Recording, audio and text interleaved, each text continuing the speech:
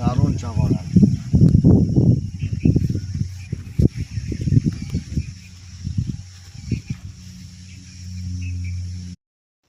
তোমরা দেখো গাইস, এত সুন্দর বাগান, শুধু চা।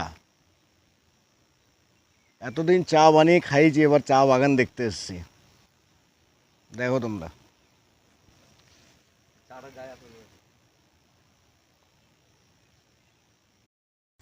ওই দূরে হচ্ছে বাংলাদেশের বর্ডার।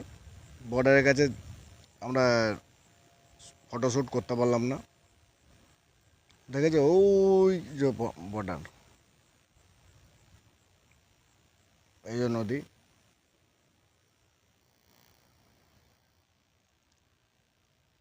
ওই যে বর্ডার আছে।